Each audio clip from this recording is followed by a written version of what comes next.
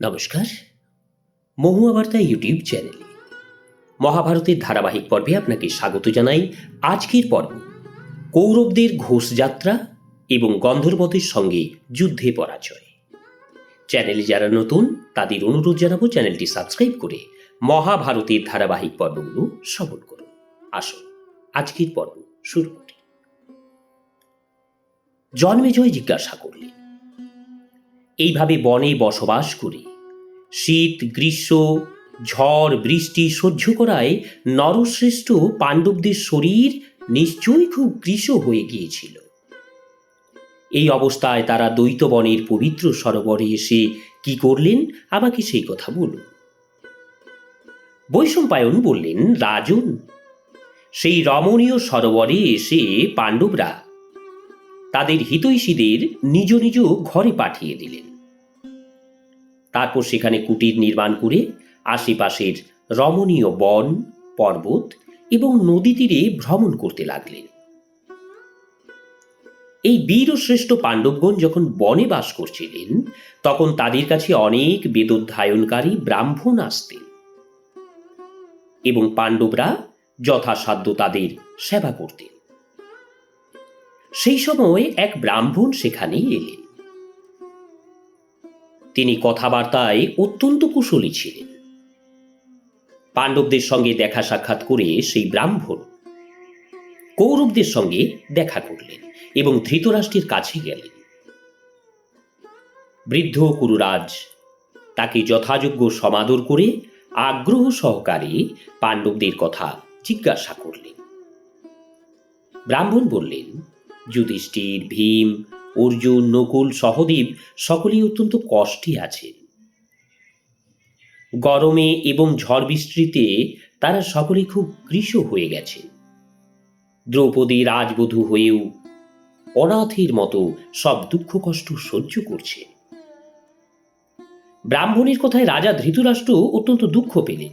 তিনি যখন জানতে পারলেন যে রাজপুত্র এবং রাজা হয়েও তার এরূপ কষ্টে রয়েছেন এরা, তখন তার হৃদয় করুণায় দ্রবীভূত হল।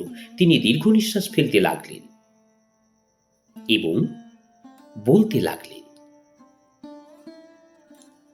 ধর্মপুত্র যুধিষ্ঠির আমাকে অপরাধী করবে না, অর্জুনও তাকেই অনুসরণ করবে, কিন্তু এই বনবাসের কষ্টে ভীমের কোপ তো তেমন করেই বেড়ে চলবে যেমন করে হাওয়াতে আগুন বেড়ে ওঠে।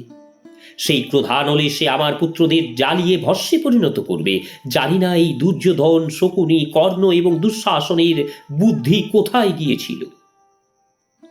তারা জুয়া খেলে যে রাজ্য জয় করেছে, যাকে মধুর মতো মিষ্ট বলে ভাবছে, তাতে যে কি সর্বনাশ হবে তা তারা ভাবতে পারছে না। দেখো, শকুনি কপট জুয়া খেলে ভালো করেনি, তা সত্ত্বেও পাণ্ডবরা এত ভালো যে তখনই তাকে বধ করেনি। কিন্তু আমিও আমার কুপুত্রের মোহে অন্ধ হয়ে এমন কাজ করে ফেললাম যাতে তাদের মৃত্যু ত্বরান্বিত হলো। সব্যসাচী অর্জুন অদ্বিতীয় ধনুর্ধর, তার গান্ডীব ধনুক অত্যন্ত বেগ সম্পন্ন, তাছাড়া সে আরো বহু দিব্যাস্ত্র লাভ করেছে। আমাদের এখানে এমন কে আছে যে ওদের সেই তেজকে সহন করতে সক্ষম? শকুনি ধৃতরাষ্ট্রের এই বিলাপ শুনলেন এবং কর্ণকে সঙ্গে নিয়ে দুর্যোধনের কাছে গিয়ে একান্তে সব কথা জানালেন। এইসব কথা শুনে অল্পবুদ্ধি দুর্যোধনও বিমর্ষ হয়ে গেলেন। শকুনি আর কর্ণ তখন তাকে বললেন, ভরতনন্দন, তুমি তোমার পরাক্রমেই পাণ্ডবদের এখন থেকে দূর করেছ। তুমি একাই ইন্দ্রের স্বর্গরাজ্য ভোগের মতোই পৃথিবীর এই রাজ্য ভোগ করো। দেখো, তোমার বাহুবলে আজ পূর্ব পশ্চিম উত্তর দক্ষিণ চারিদিকে নৃপতিরা তোমাকে কর প্রদান করে। যে রাজ্যলক্ষ্মী পূর্বে পাণ্ডবদের কাছে ছিল তা আজ তুমি এবং তোমার ভাইরা লাভ করেছ। রাজন, শুনেছি পাণ্ডবগণ দ্বৈতবনে এক সরোবরের তীরে কিছু ব্রাহ্মণ সহ বসবাস করেন। তাই আমাদের ইচ্ছা তোমরা অত্যন্ত সাজসজ্জা সহকারে সেইখানে যাও এবং সূর্য যেমন তার তাপে পৃথিবীকে তপ্ত করেন, সেইভাবে তোমাদের তেজে পাণ্ডবদের সন্তপ্ত করো। তোমার মহিষীরাও যেন বহুমূল্য রত্ন অলঙ্কারে সুসজ্জিত হয়ে তোমাদের সঙ্গে ভ্রমণে যান এবং মৃগচর্ম ও বলকল ধারিণী কৃষ্ণাকে দেখে তৃপ্ত হন এবং নিজ ঐশ্বর্যের দ্বারা কৃষ্ণকে ক্রোধতপ্ত করে দেন। জন্মেজয় দুর্যোধনকে এইসব কথা বলে কর্ণ এবং শকুনি চুপ করলেন। রাজা দুর্যোধন তখন বললেন, কর্ণ, তুমি যা বলছো আমারও তা মনে হয়েছে। পাণ্ডবদের বলকল এবং মৃগচর্ম পরিহিত দেখে আমাদের যত আনন্দ হবে, সারা পৃথিবীর রাজ্য পেলেও তত আনন্দ হবে না। এর থেকে বেশি প্রসন্নতা আমার কিসে হবে যদি দ্রৌপদীকে গেরুয়া বস্ত্র পরে থাকতে দেখি, তাই না? কিন্তু ভেবে পাচ্ছি না কি ছলে আমি দ্বৈত বনে যাব। মহারাজ আমাকে অনুমতি দেবেন কি না? তুমি মাতুল শকুনি এবং দুঃশাসনের সঙ্গে পরামর্শ করে এমন একটা উপায় বার করো যাতে আমি দ্বৈত বনে যেতে পারি। তখন সকলে ঠিক আছে বলে যে যার স্থানে চলে গেলেন। রাত্রি শেষে আবার সকলে দুর্যোধনের কাছে এলেন। কর্ণ হেসে দুর্যোধনকে বললেন, রাজন, দ্বৈত বনে যাওয়ার আমি একটা উপায় বার করেছি, শুনুন। আপনার গরুর পাল এখন দ্বৈত বনেই রয়েছে এবং তারা আপনারই প্রতীক্ষা করছে। সুতরাং ঘোষ যাত্রার কথা বলে আমরা সেখানে যাব। শকুনি এই শুনে হেসে বললেন, দ্বৈত বন যাওয়ার এই উপায় আমারও খুব উপযুক্ত মনে হয়েছে।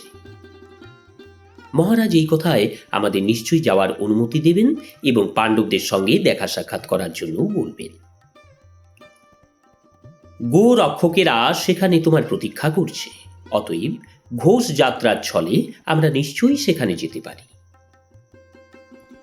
জন্মেজয় এইরূপ পরামর্শ করে তারা রাজা ধৃতরাষ্ট্রের কাছে গেলেন। সকলে ধৃতরাষ্ট্রের কুশল সংবাদ নিলেন। ধৃতরাষ্ট্র সুখ সুবিধার কথা জিজ্ঞাসা করলেন। তারা আগে থেকেই সমস্ত সমঙ্গ নামক একজন গোপকে বুঝিয়ে ঠিক করে এনেছিলেন। সে রাজা ধৃতরাষ্ট্রকে বলল, মহারাজ, আপনার গোধন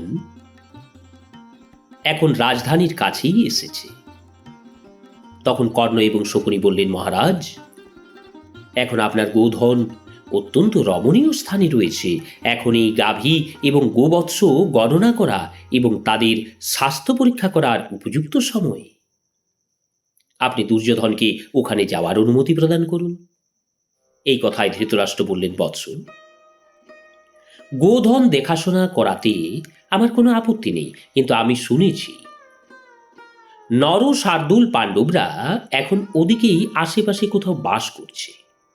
সেই জন্য আমি তোমাদের ওদিকে যাওয়ার অনুমতি দিতে পারি না, কারণ তোমরা ওদের কপটভাবে জুয়াতে হারিয়েছ এবং ওরা বনে গিয়ে অনেক কষ্ট সহ্য করেছে।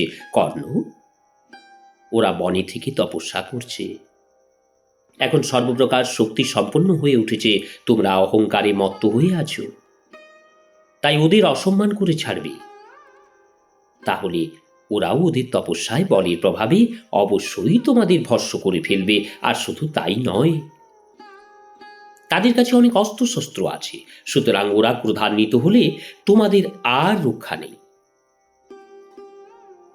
সংখ্যাগরিষ্ঠ হওয়ার ফলে তোমরা যদি কোনো প্রকারে ওদের পরাজিত করো, তাহলেও তোমাদের নীচতাই প্রকাশ পাবে। আমি তো ওদের পরাজিত করা তোমাদের পক্ষে অসম্ভব বলেই মনে করি। দেখো, যখন অর্জুন দিব্যাস্ত্র লাভ করেনি, তখনই সে পৃথিবী জয় করেছিল। এখন দিব্যাস্ত্র লাভ করে তোমাদের ধ্বংস করা ওদের পক্ষে এমন কি বড় কাজ? তাই আমার মনে হয় ওখানে তোমাদের না যাওয়াই উচিত। গোধন গণনা করার জন্য কোনো বিশ্বাসযোগ্য ব্যক্তিকে পাঠানো যেতে পারে। তখন শকুনি বললেন, রাজন, আমরা শুধু গোধনের সংখ্যা নির্ণয় করতে চাইছি। পাণ্ডবদের সঙ্গে সাক্ষাৎ করা আমাদের অভিপ্রায় নয়, তাই আমাদের দ্বারা কোনো প্রকার অশালীন আচরণের সম্ভাবনাই নেই। পাণ্ডবরা যেদিকে বাস করছে আমরা সেদিকে যাব না। শকুনির কথা ইচ্ছা না থাকলেও মহারাজ ধৃতরাষ্ট্র মন্ত্রী সহ দুর্যোধনকে যাওয়ার অনুমতি দিলেন। তার আদেশ পেয়ে রাজা দুর্যোধন বিশাল সৈন্য নিয়ে হস্তিনাপুর থেকে রওনা হলেন। তার সঙ্গে দুঃশাসন, শকুনি, আরো কয়েকজন ভাই এবং তাদের স্ত্রীরাও অনুগমন হলেন। এরা ছাড়াও 8,000 রথ, 30,000 হাতি, হাজার হাজার পদাতিক এবং 9,000 ঘোড়সওয়ার ছিল। অস্ত্রশস্ত্র এবং জিনিসপত্র বহন করার জন্য বহু গাড়ি ছিল, বাহন ছিল, বেনে এবং বন্দীও তাদের সঙ্গে চলল। এরা যাওয়ার পথে মাঝে মাঝে পথে শিবির ফেলে রাত কাটাতে লাগলেন। তাদের সঙ্গীরাও নিজ নিজ স্থান নির্বাচন করে শিবির স্থাপন করত। এইভাবে ক্রমশ তারা ঘোষদের কাছে পৌঁছে রমণীয় জলাধারের সন্নিকট সুন্দর স্থান দেখে শিবির স্থাপন করলেন। তাদের সঙ্গীরাও আশেপাশে স্থান নির্বাচন করল। সকলের ঠিকমতো শিবির স্থাপন হয়ে গেলে দুর্যোধন তার অসংখ্য গোধন নিরীক্ষণ করে তাদের গণনা করে পৃথক পৃথক সংখ্যা দিয়ে আলাদা করে নিলেন। তারপর 3 বছরের গোবৎসগুলিকে পৃথক করে তাদের চিহ্নিত করে রাখলেন। এইভাবে সমস্ত গাভী গোবৎস পৃথকভাবে চিহ্নিত করে তারা মহানন্দে বনে বিচরণ করতে লাগলেন এবং ক্রমশ দ্বৈতবনে এসে পৌঁছলেন। সেই সময় তাদের সাজসজ্জা বেশভূষায় অহংকারের মাত্রা খুবই বেশি হয়েছিল। অতি নিকটে সেই সরোবরের তীরেই ধর্মপুত্র যুধিষ্ঠিরাদি কুটির তৈরি করে বাস করছিলেন। তিনি সেই দিন মহারানী দ্রৌপদীকে সঙ্গে নিয়ে দিব্যবিধিতে রাজর্ষি নামের এক যজ্ঞ করেছিলেন। দুর্যোধন তার হাজার হাজার সেবককে আদেশ দিলেন সেখানে অতি সত্বর এক ক্রীড়া ভবন নির্মাণ করার জন্য। সেবকেরা রাজ আজ্ঞায় ক্রীড়া ভবন নির্মাণ করার জন্য দ্বৈতবনের সরোবরে গেলে গন্ধর্বরা তাদের বনে প্রবেশ করতে বাধা প্রদান করেন। কারণ দুর্যোধনেরা আসার আগেই সেখানে গন্ধর্বরাজ চিত্রসেন জলক্রীড়ায় নিমিত্ত তার সেবক, দেবতা এবং অপ্সরাদের নিয়ে এসেছিলেন এবং তারাই সরোবরের পাশে অবস্থান করছিলেন। দুর্যোধনের লোকেরা বাধাপ্রাপ্ত হয়ে ফিরে এল। তাদের কথা শুনে দুর্যোধন তার সেনাদের গন্ধর্বদের সেখান থেকে বার করার আদেশ দিয়ে পাঠালেন। তারা গিয়ে গন্ধর্বদের বলল, ধৃতরাষ্ট্রের পুত্র মহাবলী মহারাজ দুর্যোধন এখানে জলবিহার করতে আসছেন, তোমরা এখান থেকে চলে যাও। সেনাদের কথায় গন্ধর্বরা হাসতে হাসতে বললেন, তোমাদের রাজা দুর্যোধন অত্যন্ত অল্প বুদ্ধি বলে মনে হচ্ছে। তার কোনো হুঁশ নেই, তাই আমাদের উপর হুকুম দিচ্ছে যেন আমরা তার প্রজা, তোমরাও নিঃসন্দেহে হতভাগ্য, মৃত্যু মুখে যেতে দাও। তোমরা তোমাদের রাজার কাছে ফিরে যাও, না হলে এখনই তোমাদের যমের কাছে পাঠিয়ে দেব। সব যোদ্ধারা একত্রিত হয়ে দুর্যোধনের কাছে এসে গন্ধর্বদের কথা জানাল। দুর্যোধন সেই কথা শুনে ক্রোধে অগ্নিগর্ভ হয়ে সেনাপতিদের আদেশ দিলেন, আমার অপমানকারী পাপীদের শাস্তি দাও। ওখানে যদি দেবতাদের সঙ্গে স্বয়ং ইন্দ্রও এসে থাকেন তবে তোমরা তাকে গ্রাহ্য করবে না, সকলেই আঘাত করবে। দুর্যোধনের আদেশ পেয়ে ধৃতরাষ্ট্রের পুত্ররা কয়েক সহস্র যোদ্ধা নিয়ে গন্ধর্বদের সঙ্গে যুদ্ধ করতে জোর করে বনে প্রবেশ করল। গন্ধর্বরা তাদের প্রভু চিত্রসেনকে গিয়ে সমস্ত বিবরণ জানাল। তখন তিনি তাদের বললেন, যাও, এই নিজ কৌরবদের উচিত শাস্তি দাও। গন্ধর্বরা অস্ত্র শস্ত্র নিয়ে এবার কৌরবদের উপর ঝাঁপিয়ে পড়ল। তাদের অস্ত্র নিয়ে আসতে দেখে কৌরবরা এদিকে ওদিকে পালিয়ে গেল। তখন দুর্যোধন, শকুনি, দুঃশাসন, বিকর্ণ এবং ধৃতরাষ্ট্রের আরও কয়েকজন পুত্র যুদ্ধের জন্য প্রস্তুত হলেন। কর্ণ সবার আগে চললেন। দুই পক্ষে ভীষণ রোমাঞ্চকর যুদ্ধ শুরু হয়ে গেল। কৌরবদের বাণের আঘাতে গন্ধর্বদের মনোবল ক্ষীণ হয়ে গেল। গন্ধর্বদের ভীত হতে দেখে চিত্রসেন ক্রোধে ক্ষিপ্ত হয়ে উঠলেন। তিনি কৌরবদের বধ করার জন্য মায়াময় অস্ত্র বার করলেন। চিত্রসেনের মায়াতে কৌরবরা হতচকিত হয়ে পড়ল। সেই সময় একজন কৌরবকে 10 জন করে গন্ধর্ব বীর ঘিরে ধরেছিল। তাদের আঘাতে আহত হয়ে তারা রণভূমি থেকে পালাতে লাগল। কৌরব সেনা এইভাবে ছিন্ন ভিন্ন হয়ে গেল। শুধু কর্ণই নিজ স্থানে অচল থেকে যুদ্ধ করতে লাগলেন। দুর্যোধন, কর্ণ এবং শকুনি আহত হলেও গন্ধর্বদের কাছে তারা পশ্চাৎ প্রদর্শন করলেন না। যুদ্ধক্ষেত্রে অটল হয়ে তারা যুদ্ধ করতে লাগলেন। তখন গন্ধর্বরা হাজারে হাজারে একত্রিত হয়ে কর্ণকে আক্রমণ করলেন। তারা কর্ণের রথ ভেঙে টুকরো টুকরো করে দিলেন। কর্ণ তখন ঢাল এবং তরোয়াল নিয়ে রথ থেকে নেমে প্রাণ রক্ষার জন্য বিকর্ণের রথে চড়লেন। অগত্যা দুর্যোধনের সমস্ত সৈন্য রণভূমি থেকে পালাতে লাগল। দুর্যোধনের অন্য ভাইরা রণভূমি পরিত্যাগ করলেও দুর্যোধন রণভূমি ত্যাগ করলেন না। তিনি যখন দেখলেন যে চিত্রসেনের সমস্ত সৈন্য তার দিকেই আসছে, তিনি বাণের দ্বারা তাদের প্রতিহত করার চেষ্টা করলেন। কিন্তু গন্ধর্বরা তার কোনো প্রকার পরোয়া না করে চারদিক থেকে তাকে ঘিরে ধরল। তারা বাণের আঘাতে দুর্যোধনের রথকে চূর্ণ বিচূর্ণ করে দিল। দুর্যোধন রথ থেকে পড়ে যেতেই চিত্রসেন তাকে জীবিত উদ্ধার করে বন্দী করলেন। গন্ধর্বরা তারপর দুঃশাসনকেও ধরে আনল। কিছু গন্ধর্ব রাজমহিষীদের ধরে নিয়ে এলো। দুর্যোধনের যেসব সৈন্য আগেই পালিয়েছিল তারা গিয়ে পাণ্ডবদের শরণ গ্রহণ করল। দুর্যোধনের মন্ত্রীরা করুণভাবে ধর্মরাজকে বলল, মহারাজ, আমাদের প্রিয়দর্শী মহাবাহু ধৃত রাষ্ট্রকুমার দুর্যোধনকে গন্ধর্বরা বন্দী করেছে। তারা দুঃশাসন, দুর্বিষহ, দুর্মুখ, দুর্জয় সমস্ত রানীদেরও বন্দী করেছে। আপনি সত্বর ওদের রক্ষা করুন। দুর্যোধনের প্রবীণ মন্ত্রীদের এইভাবে দীন এবং দুঃখীর মতো যুধিষ্ঠিরের কাছে প্রার্থনা করতে দেখে ভীম বললেন, আমরা বহু চেষ্টা করে অস্ত্রশস্ত্র, হাতি ঘোড়া নিয়ে যে কাজ সম্পন্ন করতাম, আজ গন্ধর্বরা তা করে দিয়েছে। আমরা শুনেছি যারা দুর্বল ব্যক্তিদের ঈর্ষা করে অন্য লোকেই তাদের সায়স্তা করে দেয়। গন্ধর্বরা তাই প্রত্যক্ষ করে দেখালো। এই সময় আমরা বনবাসে শীত, গ্রীষ্ম, বর্ষা সহ্য করে এবং তপস্যা দ্বারা ক্লিষ্ট। অন্যদিকে দুর্যোধনরা অনুকূল অবস্থা দেখে আনন্দে আমাদের দুর্গতি দেখতে এসেছে। আসলে কৌরবরা অত্যন্ত কুটিল। ভীম এইরূপ বলতে থাকায় ধর্মরাজ বললেন, ভাই ভীম, এখন কঠিন বাক্য বলার সময় নয়। দেখো, এরা অত্যন্ত ভয়ানক পরিস্থিতির সম্মুখীন হয়ে ভীত সন্ত্রস্ত হয়ে ত্রাণের আশায় আমাদের কাছে এসেছেন। এই সময় কেন এমন কথা বলছো? আত্মীয় কুটুম্বে বাদ বিবাদ হয়েই থাকে, কখনো শত্রুতাও হয়, কিন্তু যখন বাইরের শত্রু আক্রমণ করে তখন সেই অপমান কারো সহ্য করা উচিত নয়। ভীম, গন্ধর্বরা বলপূর্বক দুর্যোধনকে ধরে নিয়ে গেছে। আমাদের কুলবধূরা এখন অপরের অধীনে।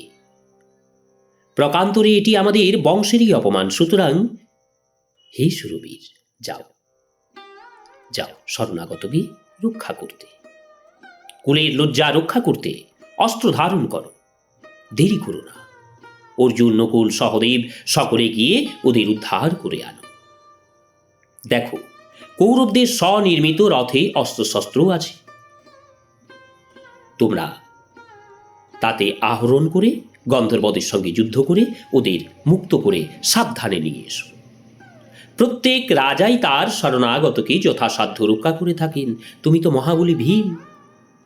এর থেকে আনন্দের আর কি হতে পারে যে আজ দুর্যোধন তোমার বাহুবলের অপেক্ষায় নিজের জীবনের আশা করছে। বীর, আমি নিজেও তোমাদের সঙ্গে যেতাম, কিন্তু আমি যজ্ঞ আরম্ভ করেছি। আমাদের এখন অন্য কিছু ভাবতে নেই।